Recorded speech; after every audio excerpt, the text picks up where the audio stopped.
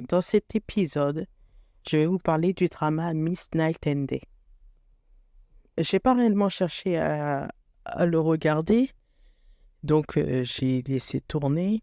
Mais en fait, compte, je me suis lancé par l'inspiration de Netflix qui me l'a suggéré.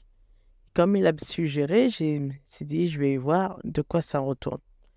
Le titre m'interpelle pas parce que je me suis demandé quel est le rapport entre Miss Night and Day. Est-ce que c'est un rapport avec son travail ou une vie cachée? Alors ça m'intéressait pas trop. Ensuite, j'ai regardé et j'ai vu les trois acteurs.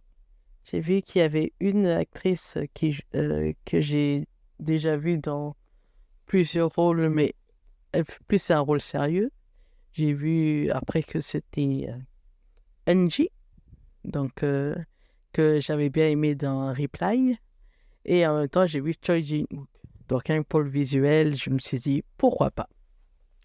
Et en regardant l'explication du drama, il explique que c'est l'histoire d'une jeune de 28 ans qui cherche un travail et qui change de personne la journée. Elle devient l'actrice Lee Jung-eun, ou sinon appelée Im Sun dans le drama, qui a 50 ans et qui va devenir une stagiaire pour un procureur qui s'appelle Gye Ji-woong.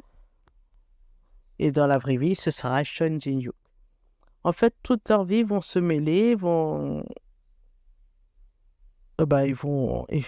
tous se connecter ensemble. Et là, je me suis dit, ça peut être intéressant. Parce que pour une fois, quand on regarde la description, ce n'est pas la jeune actrice qui est nommée en premier, mais celle qui est plus âgée. Donc, ce serait quand même elle, en faisant ce constat, qui a le plus grand rôle principal. Alors, je me suis laissé tenter. Et j'ai regardé la bande-annonce. J'ai l'impression que... Enfin, pas la bande... Le générique de l'épisode.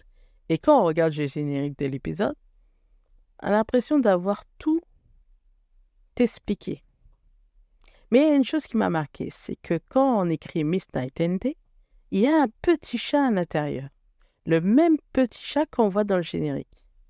Et là, la question est, en quoi il est relié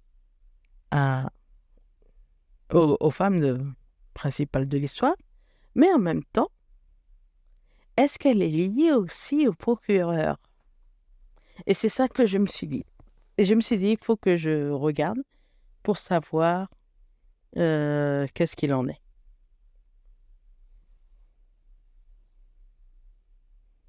Mais là, je vais vous relire directement ce que dit Google pour l'explication de Miss Night and Day. Donc, l'explication, c'est Lee Jung-eun, qui a joué dans Parasite, incarne une jeune femme qui, après avoir été transformée en stagiaire de 50 ans, doit gérer sa nouvelle vie et travailler pour un chef strict mais craquant. En fait, quelque chose qui nous interpelle pas, hein, quand même, il faut se le dire. Quand on regarde simplement ces mots-là, ça ne nous donne pas envie. Mais j'ai quand même essayé. Et en essayant, j'ai regardé le premier épisode. Et ce qui est bien avec le premier épisode, c'est l'on comprend que quand on est désespéré pour trouver un job,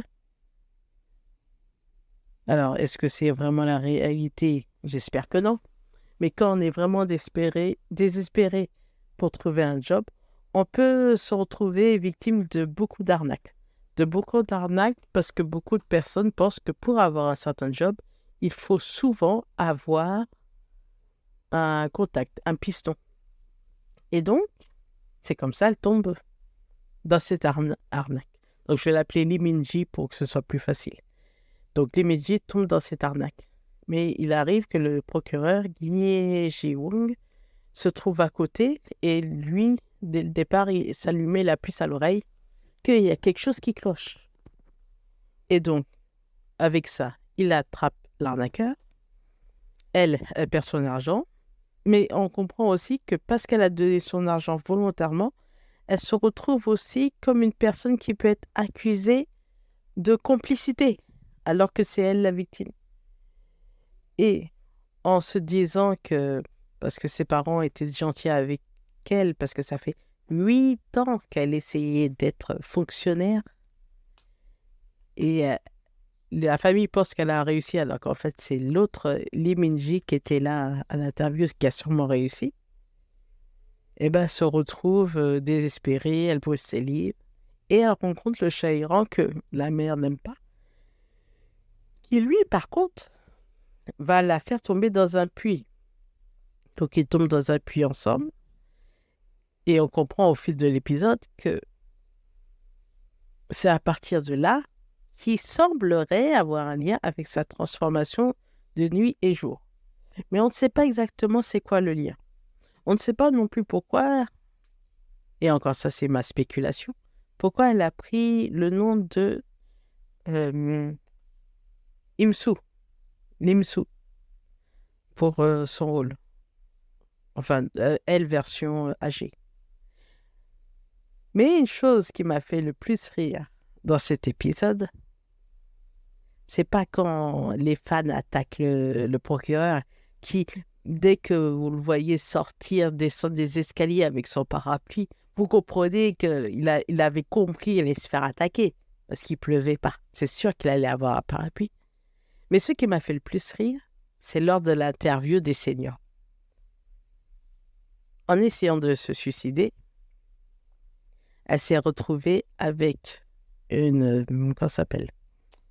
Une banderole qui s'est enroulée sur le corps qui a proposé un poste.